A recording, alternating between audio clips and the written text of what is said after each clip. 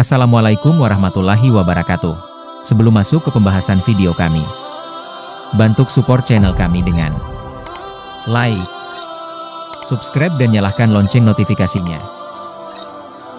Al-Imam Al-Shibli rahimahullah, keluarga Abu Bakar Dulaf bin Jahdar, Ja'far bin Yunus, Al-Shibli berasal dari Khurasan, tetapi ia sendiri dilahirkan di Baghdad atau Samarra. Ayahnya adalah seorang pejabat istana dan ia sendiri diangkat untuk mengabdi kepada negara. Sebagai gubernur Demaven, ia dipanggil ke Baghdad untuk dilantik, dan di kota inilah ia bertobat kepada Allah. Sebagai salah seorang sahabat Junaid, ia menjadi seorang tokoh terkemuka di dalam peristiwa Al-Halaj yang menghebohkan itu. Namanya menjadi aib karena tingkah lakunya yang eksentrik, tingkah laku yang menyebabkan ia dikirim ke sebuah rumah sakit jiwa. Al-Shibli meninggal dunia pada tahun 334 Hijriah atau 486 Masehi dalam usia 87 tahun. Panggilan terhadap Shibli, Abu Bakar Al-Shibli adalah gubernur di Demaven. Ia dipanggil Khalifah ke Baghdad. Maka bersama-sama dengan gubernur kota Rai dan rombongan, berangkatlah ia menghadap Khalifah. Setelah dilantik dan dikenakan jubah kehormatan, mereka pulang. Di tengah perjalanan, Gubernur kota Rai bersin dan mengusapkan jubah kehormatan itu ke hidung dan mulutnya. Perbuatannya itu dilaporkan orang kepada Khalifah dan Khalifah memberikan perintah agar jubah kehormatan itu dilepaskan daripadanya. Kemudian ia dihukum cambuk dan dipecat. Peristiwa ini membuka mata Shibli. Seseorang yang mempergunakan jubah anugerah seorang manusia sebagai sapu tangan, Shibli merenung, dianggap patut dipecat dan dihina. Dan oleh karena itu lepaslah jubah dinasnya. Bagaimana pula halnya dengan seseorang yang mempergunakan jubah anugerah Raja Alam Semesta sebagai sapu tangan? Apakah yang akan ditimpakan kepada dirinya? Shibli segera menghadap Khalifah dan berkata, "Wahai pangeran, engkau sebagai seorang manusia tidak suka apabila jubah anugerahmu diperlakukan secara tidak hormat, dan semua orang mengetahui betapa tinggi nilai jubahmu itu. Raja Alam Semesta telah menganugerahkan kepadaku sebuah jubah kehormatan di samping cinta dan pengetahuan." Ditinggalkannya istana Khalifah dan bergabunglah ia dengan murid-murid Hoir al-Nasaj. Di situ dialaminya sebuah pengalaman yang aneh dan Hoir mengirim Shibli kepada Junaid. Maka pergilah Shibli menghadap Junaid, "Engkau dikatakan sebagai seorang penjual mutiara. Berilah atau jualah kepadaku sebutir." Shibli berkata kepada Junaid, "Bila kujual kepadamu, engkau tidak akan sanggup membelinya dan jika kuberikan kepadamu, karena begitu mudah mendapatkannya, engkau tidak akan menyadari betapa tinggi nilainya. Oleh karena itu lakukanlah seperti yang telah aku lakukan. Dengan kepala terlebih dahulu, ceburilah lautan ini dan apabila engkau menanti dengan penuh kesabaran, niscaya engkau akan mendapatkan mutiaramu sendiri. Jadi apakah yang harus kulakukan kini?" Shibli bertanya, "Hendaklah engkau berjualan belerang selama setahun," jawab Junaid. Hal itu dipenuhi Shibli. Setelah setahun berlalu, Junaid memberikan tugas-tugas yang lain kepadanya. "Pekerjaanmu sekarang ini bersifat komersial dan akan mencemarkan namamu. Mengemislah setahun lamanya, sehingga engkau tidak disibukkan hal-hal yang lain." Setahun pula lamanya Shibli menyusuri jalan-jalan di kota Baghdad. Tetapi tak seorang pun yang mau memberikan sedekah kepadanya. Maka kembalilah ia kepada Junaid dan menyampaikan hal ini. "Sekarang sadarilah nilai dirimu. Karena dirimu ini tidak ada artinya dalam pandangan orang lain. Janganlah engkau membenci mereka dan janganlah segan kepada mereka. Untuk beberapa lamanya engkau pernah menjadi bendahara dan untuk beberapa lamanya engkau pernah menjadi gubernur. Sekarang kembalilah ke tempat asalmu dan berilah imbalan kepada orang-orang yang pernah engkau rugikan." Shibli kembali ke Demaven. Rumah demi rumah dimasukinya. Maksudnya adalah untuk memberi imbalan kepada setiap orang yang pernah dirugikannya. Akhirnya masih tersisa satu orang yang pernah dirugikannya tetapi orang itu tidak diketahui kemana perginya. Dengan mengingat orang itu, Shibli berkata, "Aku telah membagi-bagikan 100.000 dirham, tetapi batinku tetap tidak menemukan kedamaian." Setelah 4 tahun berlalu, Shibli kembali kepada Junaid, "Masih ada sisa-sisa keangkuhan di dalam dirimu. Mengemislah engkau selama setahun lagi." Junaid berkata kepada Shibli, "Setiap aku mengemis," Shibli mengisahkan, "semua yang kuperoleh kuserahkan kepada Junaid, dan Junaid membagi-bagikannya kepada orang-orang miskin." Pada malam hari aku dibiarkannya lapar. Setahun kemudian berkatalah Junaid kepadaku, kini kuterima engkau sebagai sahabatku tetapi dengan satu syarat, yaitu engkau harus menjadi pelayan bagi sahabat-sahabatku yang lain. Maka setahun pula lamanya aku menjadi pelayan sahabat-sahabat. Setelah itu berkatalah Junaid kepadaku, Abu Bakar, bagaimanakah sekarang pandanganmu terhadap dirimu sendiri? Aku memandang diriku ini sebagai orang yang terhina di antara makhluk-makhluk Allah. Jawabku, jika demikian sempurnalah keyakinanmu, kata Junaid. Pada saat itu Shibli telah memperoleh kemajuan. Ia sering mengisi lengan bajunya dengan gula dan kepada setiap anak-anak yang dijumpainya akan disuapinya dengan sepotong gula, dan setelah itu ia akan berkata kepada si anak, sebutlah Allah. Setelah itu diisinya baju anak-anak itu dengan uang dirham dan dinar. Kemudian ia akan berkata kepada mereka, kepada setiap orang di antara kalian yang menyebutkan Allah sekali saja, akan kuberikan uang emas. Tetapi di belakang hari api cemburu menggelora di dalam dadanya. Dihunusnya sebuah pedang dan berserulah ia, setiap orang yang menyebutkan Allah akan kupenggal kepalanya dengan pedang ini. Dahulu engkau memberikan gula dan emas, kata mereka, tetapi mengapa sekarang engkau akan memenggal kepala? Dahulu kukira mereka menyebutkan namanya karena pengalaman dan pengetahuan yang sebenarnya, kata Shibli. Tetapi kini sadarlah aku bahwa mereka menyebutkan namanya tanpa sepenuh hati dan karena kebiasaan semata-mata. Aku tidak rela namanya diucapkan oleh lidah-lidah yang kotor. Setelah itu di setiap tempat yang dapat ditemuinya dituliskannya nama Allah.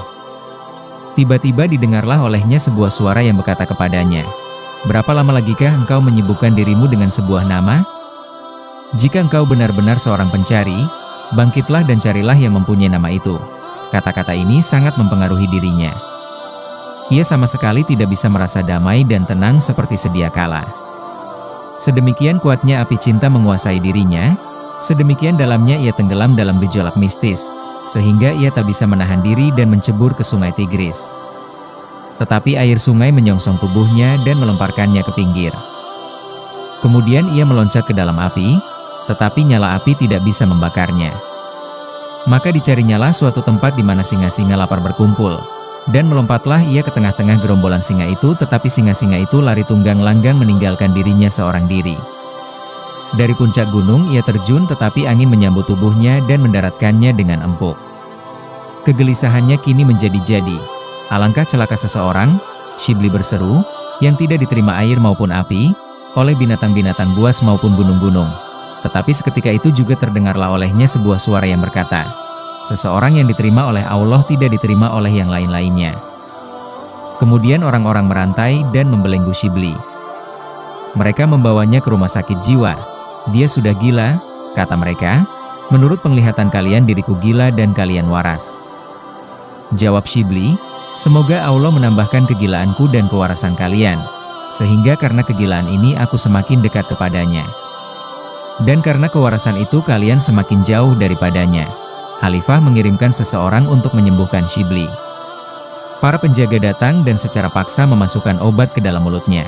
Tidak perlu kalian bersusah-susah. Penyakit ini bukanlah penyakit yang bisa disembuhkan oleh obat, cegah Shibli. Kejadian dan kisah-kisah mengenai Imam Shibli. Pada suatu hari beberapa orang sahabatnya mengunjungi Shibli yang sedang dirantai. Siapakah kalian?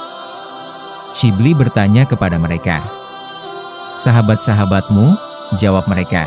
Seketika itu juga Shibli melempari mereka dengan batu dan mereka semua melarikan diri. Pembohong, Shibli meneriaki mereka.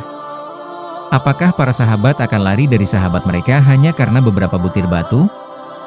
Kelakuan kalian ini membuktikan bahwa kalian adalah sahabat kalian sendiri, bukan sahabat-sahabatku.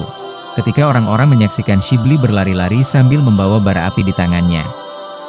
Hendak kemanakah engkau? Orang-orang bertanya kepadanya. Aku hendak membakar Ka'bah, Shibli menjawab, sehingga orang-orang hanya mengabdi kepada yang memiliki Ka'bah.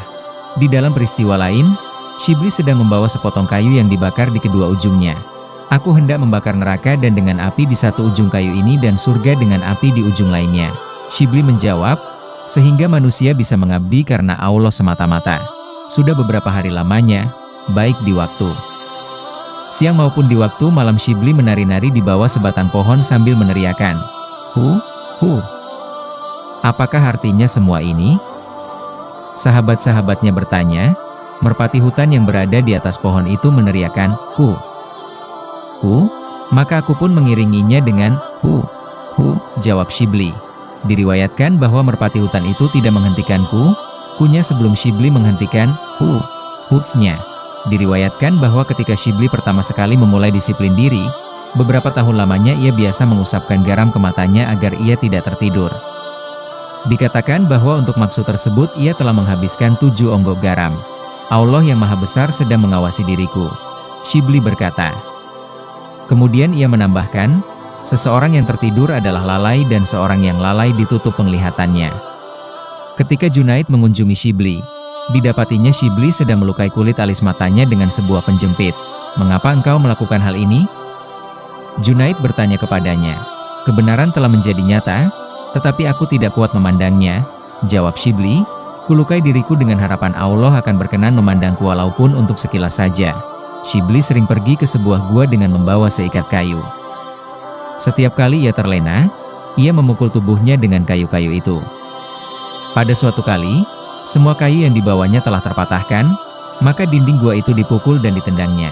Karena tenggelam di dalam ekstase mistis, mulailah Shibli berkhotbah dan kepada halayak ia mengajarkan rahasia mistik. Junaid mencela perbuatan Shibli. "Kita hanya mengucapkan kata-kata tersebut di dalam gua," kata Junaid kepadanya. "Tetapi engkau datang dan mengumandangkan kata-kata itu kepada semua orang." "Aku berkata dan aku mendengar," jawab Shibli. "Di dunia dan di akhirat nanti siapakah yang ada kecuali aku?" Atau lebih tepat lagi, kata-kata ini berasal dari Allah dan kembali kepada Allah, sedang Shibli sama sekali tidak ada. "Jika demikian halnya, engkau memperoleh keleluasaan," jawab Junaid. Suatu hari Shibli terus-menerus mengucapkan, "Allah, Allah." Seorang murid yang masih muda dan serius berkata kepadanya, "Mengapa engkau tidak mengucapkan, 'Tiada Tuhan kecuali Allah'?" Shibli mengeluh. Kemudian ia menjelaskan, "Aku khawatir begitu kuucapkan, 'Tiada Tuhan', nafasku terhenti dan aku tidak sempat melanjutkannya dengan 'kecuali Allah'. Jika hal seperti itu terjadi, celakalah aku." Penjelasan Shibli ini sedemikian menggugah hati si murid. Tubuhnya gemetar dan sesaat kemudian ia menemui ajalnya. Sahabat-sahabatnya datang dan memaksa Shibli untuk menghadap khalifah di istana. Shibli yang masih berada di dalam alunan ekstase berjalan sempoyongan seperti orang yang sedang mabuk. Ia dituduh melakukan pembunuhan. "Shibli, bagaimanakah pembelaanmu?" Khalifah bertanya kepadanya. Pemuda itu terbakar oleh gelora api cinta di dalam kedambaannya mendengar keagungan Allah. Shibli menjawab, "Ia telah terlepas dari segala ikatan dan telah bebas dari segala hawa nafsu. Telah habis kesabarannya dan tak bisa bertahan lebih lama lagi karena terus-menerus dikunjungi utusan-utusan dari hadirat ilahi. Gemerlap cahaya keindahan karena merenungi kunjungan ilahi yang menyusup ke dalam kalbunya. Bagaikan seekor burung, sukmanya terbang meninggalkan raga." Apakah kesalahan atau kejahatan yang telah dilakukan Shibli dalam hal ini? "Cepat antarkan Shibli ke rumahnya," Khalifah memberikan perintah. Kata-katanya sedemikian menggoncangkan batinku sehingga aku khawatir akan terjatuh dari tahta ini. Sewaktu Shibli berada di kota Baghdad, ia berkata, "Kita membutuhkan uang 1000 dirham untuk membeli sepatu bagi orang-orang miskin yang hendak pergi ke Tanah Suci."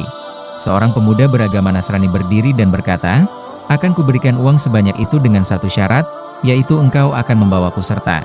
"Anak muda," jawab Shibli, "engkau tidak boleh menunaikan ibadah haji. Kalian tidak mempunyai keledai. Anggaplah aku sebagai keledai dan bawalah aku pergi," jawab si pemuda. Akhirnya berangkatlah mereka dan si pemuda Nasrani yang menyertai mereka, dengan cekatan melayani segala keperluan mereka.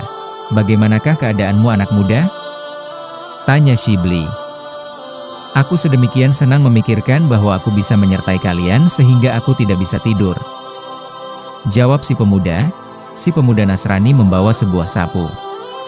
Setiap kali mereka beristirahat di sebuah persinggahan, ia segera menyapu lantainya dan mencabuti semak-semak yang tumbuh di tempat itu. Ketika sampai di tempat di mana setiap orang harus mengenakan pakaian ihram, dilihatnya apa yang dilakukan oleh orang-orang lain dan ditirunya perbuatan mereka itu. Akhirnya sampailah mereka ke Ka'bah. Shibli berkata kepada pemuda Nasrani itu, "Dengan mengenakan sabuk itu, aku tidak mengizinkan engkau memasuki Masjidil Haram. Pemuda itu merebahkan kepalanya ke pintu Masjidil Haram dan mengeluh, "Ya Allah, Shibli mengatakan bahwa ia tidak mengizinkan aku ke dalam rumahmu." Seketika itu juga terdengarlah sebuah seruan, "Shibli, kami telah membawanya dari kota Baghdad dengan mengobarkan api cinta di dalam dadanya. Dengan rantai cinta kami telah menyeretnya ke rumah kami. Shibli, berilah jalan kepadanya. Dan engkau sahabatku, masuklah." Si pemuda Nasrani masuk ke dalam Masjidil Haram untuk ikut melaksanakan ibadah haji. Kemudian barulah teman-teman seperjalanannya masuk. Kemudian seseorang melantangkan suara untuk mendesak Shibli. "Telah datang pula seorang mati untuk membangunkan seorang yang hidup," kata Shibli. Beberapa saat berlalu. Kemudian mereka bertanya kepada Shibli, "Bagaimana keadaanmu?" "Aku telah kembali kepada sang kekasih," jawab Shibli. Setelah itu ia menghembuskan nafasnya yang terakhir. Wallahu a'lam bishawab. Subar, Kitab Tazkirat Al-Aulia, Al-Imam Fariduddin Attar rahimahullah. Wassalamualaikum warahmatullahi wabarakatuh.